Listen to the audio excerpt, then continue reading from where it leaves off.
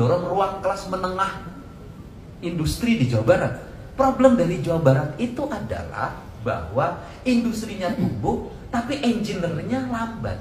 Akibatnya yang isinya dari provinsi lain.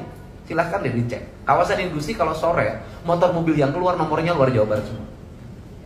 Karena kelas menengah dan rata-rata orang Jawa Barat matematika, fisika, kimianya agak lemah. Sinting kunaon tah. Beda aja orang Jawa Tengah. Dulu. Ini yang akan didorong oleh kita. Nah, kemudian saya sampaikan karena berangkat dari problem yang dialami saya ketika tolong ijazah diberikan.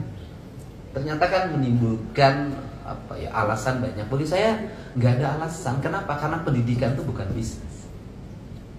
Pendidikan itu Ki Hajar Dewantara ini ingin mencerdaskan anak Indonesia. Jadi kalau ijazah ditahan, itu cermin pendidikan kita bertentangan dengan Undang-Undang Dasar. Silakan dicek. Bertentangan. Gitu loh. Karena orientasi kita bukan itu, sama dengan rumah sakit. Bertentangan kalau nahan bayi, nahan pasien. Karena rumah sakit di kita didirikan bukan untuk itu. Nah, saya itu berencana, ini nanti dibahas juga di tingkat paripurna. Daripada bantuan dari pemerintah provinsi untuk yayasan itu tidak terasa oleh warga Jabar. Saya lebih memilih walaupun misalnya anggarannya harus naik dari 600 miliar ke 800 miliar, saya nggak apa-apa. Saya lebih baik membuka opsi beasiswa selama 3 tahun sampai selesai untuk seluruh warga Jawa Barat yang sekolah di sekolah swasta. Yang sekolah warga miskin ya. Warga miskin Jawa Barat di sekolah swasta.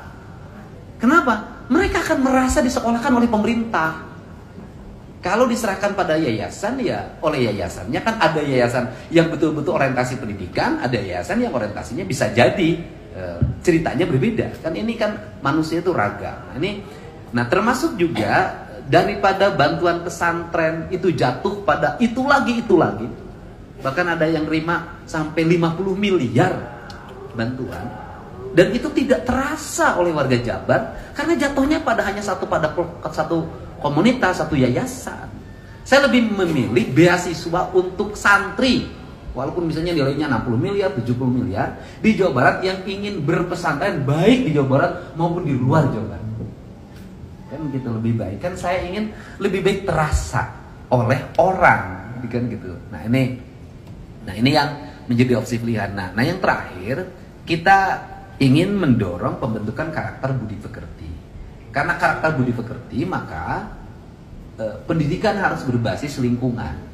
Ada pendidikan berbasis pertanian, ada pendidikan berbasis peternakan, perikanan, kelautan, kehutanan, industri kreatif, seni, pendidikan berbasis seni, pendidikan berbasis industri, pabrikan.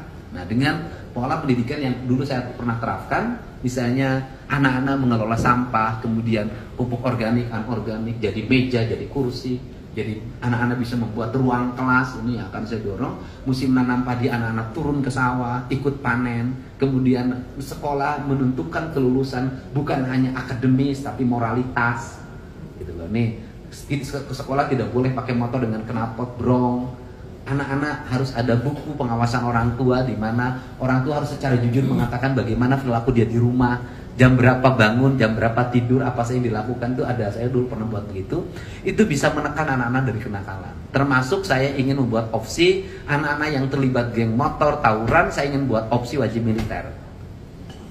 Jadi mereka kalau orang tua sudah nggak sanggup, serahin pada pemerintah, pemerintah kerjasama dengan tentara, dengan polisi.